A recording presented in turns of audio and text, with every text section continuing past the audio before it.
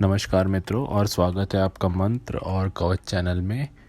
आज से हम एक नई श्रृंखला शुरू कर रहे हैं जिसमें हम आपको कवच के रहस्यों के बारे में बताएंगे। कवच के पीछे जो भी कहानियाँ हैं उसके बारे में संक्षिप्त से बताएंगे।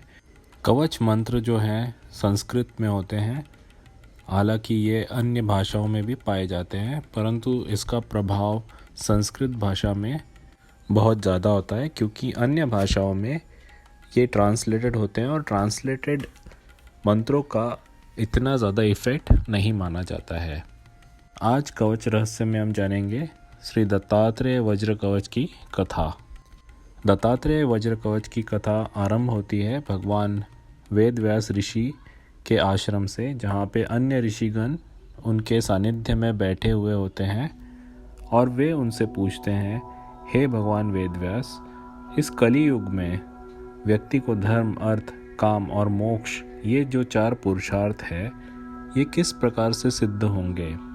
कोई ऋषि मुनि या कोई भगवत भक्त अगर अपने किसी भी काम को सिद्ध करना चाहता है तो वे किस प्रकार से पूर्ण होंगे? उसके लिए क्या कोई साधन है ऐसा? अगर है तो हमें कृपा कर उसके बारे में बताएं। इस पर भगवान वेद व्यास जी ने बोला कि ऋषिगण, आपको मैं एक ऐसा साधन बताता हूँ जिसको पढ़ने पर, सुनने पर एक ही बार में तत्क्षण आपके सर्व कामनाएं, सारी इच्छाएं पूर्ण हो जाती है। इस साधन को अगर एक बार आप पठन भी करते हैं तो इस लोक में आपको सुख उपभोग और परलोक में मोक्ष भी मिलने का सामर्थ्य ये साधन रखता है। फिर ऋषि वेद व्यास ने उन्हें श्री दत्तात्रेय वज्र कवच की कथा बताना आरंभ किया। हिमालय पर्वत पे एक देदीप्यमान गौरी शिखर है, जहाँ पे कल्प वृक्षों से वह शिखर सुशोभित रहता है, जहाँ पर बहुत सारे तेजस्वी रत्नों से बना और स्वर्ण मंडप से रत्न जड़ित सिंहासन पर देवादिदेव भगवान श्री शंकर बैठे हुए थे। प्रसन्न मुद्रा से वे अपने चेहरे पर एक मंद स्मित मुस्कान लेकर उस सिंहासन पर विराजित थे। ऐसे श्री शंकर जी को देखकर देवी पार्वती ने उनसे पूछा, हे देवाधिदेव, हे समस्त लोकों के कल्याण करने वाले स्वामी, हे श्री शंकर, मैंने आपसे हर प्रकार के मंत्रों को, यंत्रों के बारे में ज्ञान प्राप्त किया है और आपने मुझे इसकी जानकारी भी दी है। अब मेरी ऐसी इच्छा है कि भूमंडल पर यानी पृथ्वी मंडल पर घूमना चाहती हूँ, थोड़ा देखना चाहती हूँ, ये मेरी इच्छा है। माता पार्वती के ऐसे कहने पर भगवान श्री शंकर ने बड़ी ही समाधानता से उनकी तरफ देखा और मुस्कुराते हुए बोले, चलिए हम अभी नंदी पर आरूढ़ होकर पृथ्वी लोक की भ्रमण करके आ जाते हैं, सैर करके आ जाते हैं। ऐसा कहकर भगवान श्री शंकर और माता पार्वती ये दोनों भी नंदी के ऊपर सवार हो गए और भूमंडल देखने निकल पड़े।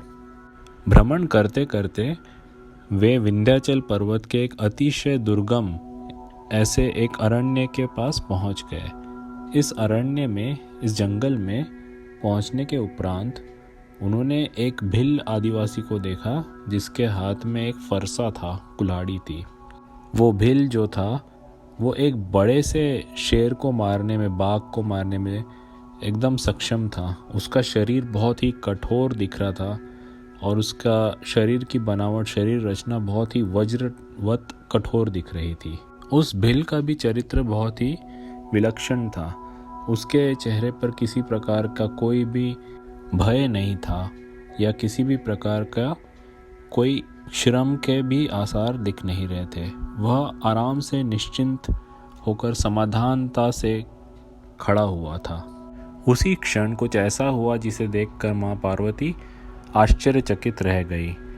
एक हिरन बाघ को खदेड़ रहा था और बाघ उसे देखकर दूसरी ओर भाग रहा था।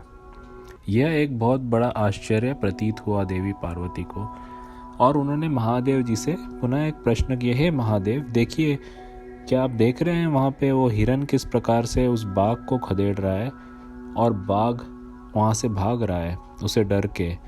ये कैसा दृश्य है, ये क्या रहस्य है, ये कितना बड़ा आश्चर्य है ना। तो माँ पार्वती को देखकर श्री शंकर मुस्कुराए और उन्होंने बोला, हे गौरी, ये आश्चर्य के बारे में जो मैं जानता हूँ वह मैं तुम्हें बताने वाला हूँ। वैसे तो इस जग में कुछ भी ऐसा नहीं है कि जो हम नहीं जानते या कुछ भी हमारे लिए अज्ञात है। ये सब तुम भी जानती हो और मैं भी जानता हूँ। ऐसा कहकर श्री शंकर बोले, जो मैं इस घटना के बारे में जानता हूँ वह मैं तुम्हें बताता हूँ, ध्यान से सुनो। श्री महादेव कहते हैं, ये एक दूरश्रवा नाम का भिल है। यह भिल अत्यंत धार्मिक है। हे देवी, ये हर रोज जंगल में जाकर, अरण्य में जाकर दलादन मुनि के लिए फूल, कंदमूल, फल और श्रेष्ठ जो भी चीज़ उसे मिलती है वह लाकर इन्हें देता है। और ऐसा करते समय इसके मन में किसी चीज़ की अपेक्षा भी नहीं रहती है। और जो दलादन मुनि हैं वे इस पे बहुत प्रसन्न है, उसके ऊपर बहुत कृपा करते हैं।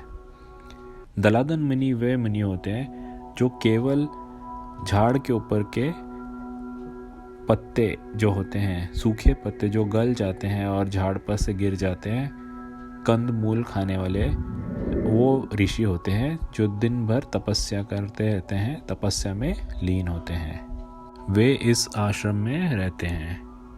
इनके प्रभाव से जो शेर होता है, इनकी तपस्या के प्रभाव से, इनके तप सामर्थ्य के प्रभाव से जो शेर होता है वे हिरन को नहीं मारते, वे किसी और को हानि या नुकसान नहीं पहुंचाते इस क्षेत्र में।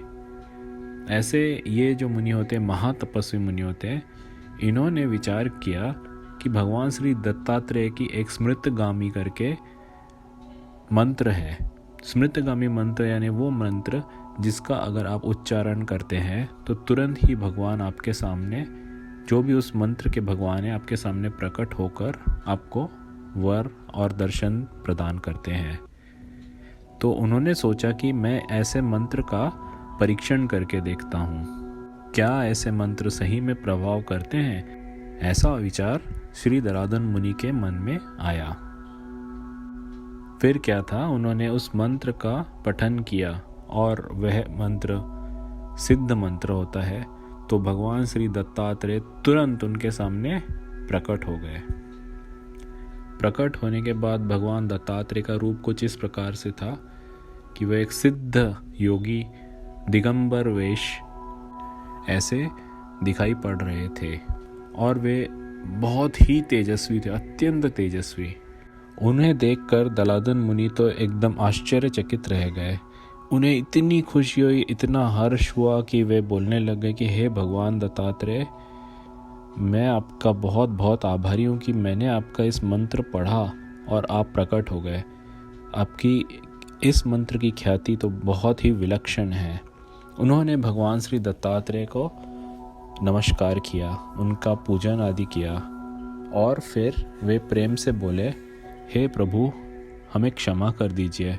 हमने केवल आपके इस मंत्र की परीक्षा करने हेतु इस मंत्र का एक बार स्मरण किया और आपको इस मंत्र के स्मरण के द्वारा हमें दर्शन देने के लिए आना पड़ा।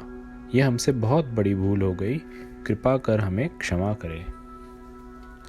इस पर भगवान श्री दत्तात्रेय मुस्कुराए। वे बोले, हे मुनि, इसमें आश्चर्य कैसा, मेरा तो यह स्वभाव ही है कि कोई मुझे भक्ति या अभक्ति से बुलाए, केवल मेरा एकाग्र चित्त से स्मरण करे तो मैं तत्क्षण उस व्यक्ति के पास, उस भक्त के पास पहुंच जाता हूं और वह भक्त जो भी कामना करता है उसे मैं पूर्ण करता हूं। दत्तात्रेय मुनि और बोले कि हे भक्त, हे मुनि, आपने मुझे स्मरण किया और मैं आ गया हूं। मेरा यह दर्शन अमोघ है। अब आपको जो भी कुछ इष्ट हो तो आप मुझसे मांग लो। इस पर दलादन मुनि ने भगवान दत्तात्रेय को नमस्कार किया और हर्ष से बोले, हे प्रभु, हमें तो कुछ भी नहीं चाहिए, हम आपके दर्शन से ही कृतार्थ हो गए। अतः आपको अगर हमें कुछ भी देना है, आपकी इच्छा है, तो आप हमें जो चाहें वे दे सकते हैं। और उन्होंने उन्हें नमस्कार किया।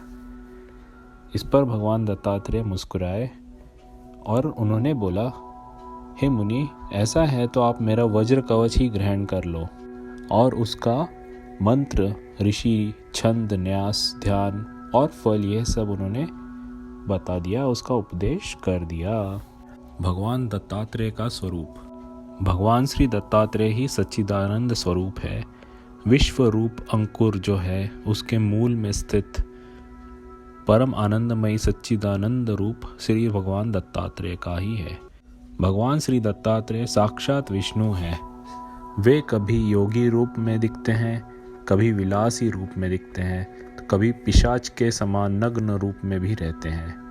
वे सुख, भोग और मोक्ष देने वाले परम ईश्वर हैं। श्री भगवान दत्तात्रेय नित्य काशी में स्नान करते हैं, कोल्हापुर में जाके महालक्ष्मी मंदिर में जप करते हैं देवी का, और माहुरगढ़ पे भिक्षा मांगने जाते हैं। वे दिगंबर ऐसे रूप में सह्याद्री पर जाकर शयन करते हैं, सह्याद्री पर्वत। इंद्रनील रत्न के समान उनका शरीर दिखाई पड़ता है। चंद्रकांत रत्न के समान उनकी कांति है। उनकी जटा हवा से हिल रही है और वैदुर्य रत्न के प्रमाण वह जटाएं चमक रही है। इनकी आंखों की पुतलियां नीली हैं। उनके नेत्र अत्यंत ही स्नेहपूर्ण हैं।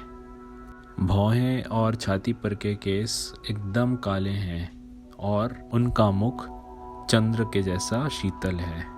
इनका हास्य दव बिंदु यानी ओस के बिंदु होते हैं, उससे भी सुंदर है। और उनका कंठ इतना सुंदर है कि शंख भी उनको देखकर लज्जा जाए। श्री दत्तात्रेय के कंधे पुष्ट हैं, शक्तिशाली हैं और हाथ लंबे हैं। उनके कोमल कर नए जो पत्ते आते हैं उस प्रमाण कोमल हैं, उससे भी सुंदर हैं। इनकी छाती विशाल और पुष्ट है और उनका पेट बारीक है, पुष्ट नितंब है और कटी प्रदेश विशाल है। इनकी जो मांडियां हैं, जांग बोलते हैं जिसे हम, वे केले के पेड़ के समान प्रतीत होती हैं।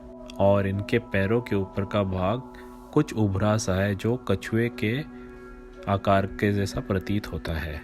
इस प्रकार भगवान दत्तात्रेय ज्ञान का उपदेश करने के लिए यहाँ से वहाँ हमेशा भ्रमण करते रहते हैं और भक्तों के लिए वे हमेशा उपस्थित रहते हैं। वे प्रायः सिद्धासन में बैठे पाए जाते हैं। इनकी हस्त मुद्रा अभय प्रदान करने वाली है। वे एक ही बार में त्यागी, भोगी और महायोगी भी हैं जो नित्य आनंद में मग्न रहते हैं।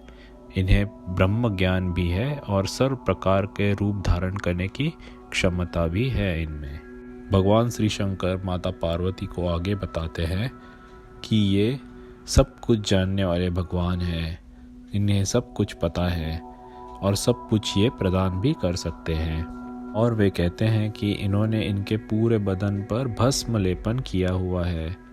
सब पातकों का नाश यानी सभी पापों का नाश भी वे करते हैं और सुख उपभोग और मोक्ष देने में समर्थ हैं। वे जीवन मुक्त है, इसमें कोई शंका नहीं है। इस प्रकार से भगवान श्री दत्तात्रेय का वर्णन भगवान शंकर जी ने माता पार्वती को बताया। इसके उपरांत भगवान श्री दत्तात्रेय का कवच उन्होंने उपदेश किया जो कि भगवान दत्तात्रेय जी ने दलादन मुनि को बताया था। कवच के उपरांत माता पार्वती ने फिर से भगवान श्री दत्तात्रेय के बारे में महादेव जी से पूछा। इस पर महादेव जी ने माता पार्वती जी से कहा कि ये जो वज्र कवच है, इसको अगर कोई भी पढ़ेगा या सुनेगा तो उसका शरीर वज्र के समान सुदृढ़ हो जाएगा, बलाढ्य हो जाएगा और वह चिरंजीव हो जाएगा। ये बात श्री दत्तात्रेय जी ने इनके कवच के उपरांत कही थी। वो त्यागी, भोगी, सुख उपभोग लेने वाला महान योगी और सुख दुख से परे अलिप्त हो जाएगा। उसके प्रायः सभी संकल्प सिद्ध होते जाएंगे और वो व्यक्ति जीवन मुक्त हो जाएगा। ऐसा कहकर श्री दत्तात्रेय ने अपना कवच संपूर्ण किया और वे अंतर्धान हो गए। दलादन मुनि ने भी इसी कवच का पठन करा और वे भी जीवन मुक्त स्थिति में अवस्था में आज भी इस धरती पर विद्यमान हैं। दूरश्रवा नाम के भिल्ल ने इस कवच को दूर से ही भगवान दत्तात्रेय के मुख से सुन लिया था। इस वजह से उसका शरीर वज्र के समान सुदृढ़ हो गया और वह अत्यंत शक्तिशाली हो गया। इस प्रकार माता पार्वती ने श्री शंकर के मुख से यह दत्तात्रेय कवच सुना, परंतु इस पर भी माता ने श्री शंभु से पूछा कि ये कवच किसने पढ़ना चाहिए, किसने नहीं पढ़ना चाहिए, कब पढ़ना चाहिए, ये इसके बारे में आप मुझे विस्तार पूर्वक बताइए। श्री शंकर उवाच। श्री शंकर ने पार्वती माता से कहा कि हे पार्वती, यह कवच धर्म, अर्थ, काम व मोक्ष देने वाला एक श्रेष्ठ स्तोत्र है। इस कवच के पढ़ने से पुत्र, मित्र, पत्नी इस प्रकार के समाधान देने वाली सभी वस्तुएं आपको प्राप्त होती है। इतना ही नहीं, वेद शास्त्र इत्यादि जो भी विद्याएं हैं इस कवच के पठन के द्वारा वह प्राप्त की जा सकती है। संगीत शास्त्र, साहित्य, उत्तम कवित्व प्रदान करने की क्षमता और तो और बुद्धि, विद्या, स्मृति, प्रज्ञा और आत्मज्ञान देने वाला भी यह कवच है। इस कवच के पठन से आपके सर्व प्रकार के दुख दूर हो जाते हैं, सर्व प्रकार के सुख आपको प्राप्त होना निश्चित ही चालू हो जाता है। ठीक इसी प्रकार से आपके सभी शत्रुओं का विनाश होना शुरू हो जाता है और आपको विपुल कीर्ति प्राप्त होती है। ठीक इसी प्रकार इस कवच के महात्म्य में और फलश्रुति में बहुत सारे इस कवच के महत्व आपको दिए गए हैं। आपके समस्त रोग, किसी भी प्रकार का रोग हो, दुख हो, शत्रु हो, विष बाधा हो या किसी भी प्रकार की चीज़ों की आपकी इच्छा हो, आकांक्षा हो, तो वह सब चीज़ें आप इस कवच के पठनांतर से प्राप्त कर सकते हैं। इसके उपरांत श्री शंकर ने माता पार्वती को इसके अन्य नियम भी विस्तार पूर्वक बताए। जहाँ जहाँ कुछ संकट आ गए हों, जहाँ जहाँ कुछ प्रकार के तात्कालिक संकट हो या कायम से आए हुए संकट हो, जैसे कि कोई महामारी हो या भूखमरी हो, वह सारे संकट इस कवच के पठनांतर से भक्ति भाव से स्मरण करने पर निश्चित ही दूर हो जाते हैं। श्री शंकर ने पुनः माता पार्वती से कहा कि ये एक अत्यंत गुप्त व कल्याणकारी वज्र कवच है। जो कोई भी व्यक्ति इस वज्र कवच का स्मरण करेगा वे दत्तात्रेय भगवान के समान ही हो जाएगा, उनके ही रूप के जैसा हो जाएगा। इसे पूर्व काल में श्री दत्तात्रेय जी ने दलादन मुनि को दिया था और वही श्री शंकर जी ने पार्वती जी को बताया। जो कोई भी इस वज्र कवच का श्रवण या पठन करता है वह दीर्घायु हो जाता है और भगवान श्री दत्तात्रेय के समान ही आचरण करने लग जाता है। यह कवच श्री रुद्रयामल तंत्र के अंतर्गत मंत्र शास्त्र रूप में हिमवत खंड के अंदर श्री उमा महेश्वर संवाद रूप में प्रस्तुत किया गया था। यह कवच हमारे इस चैनल पे संपूर्ण रूप से दिया हुआ है, पहले ही हमने इसको संस्कृत में बताया है। इस कवच की लिंक आपको डिस्क्रिप्शन में मिल जाएगी। आप इस कवच का उस लिंक से श्रवण इत्यादि कर सकते हैं। तो आप हमें इस नए कवच रहस्य के बारे में क्या आपके ख्याल है लिख भेजिए, कमेंट बॉक्स में ज़रूर बताइए। आप दूसरे किस कवच के बारे में जानना चाहते हैं वे भी आप हमें इसमें लिख कर भेज सकते हैं। आपको हमारा ये एपिसोड कैसा लगा ये हमें बताइए और इस चैनल को लाइक, शेयर और सब्सक्राइब ज़रूर कीजिए। बहुत बहुत धन्यवाद।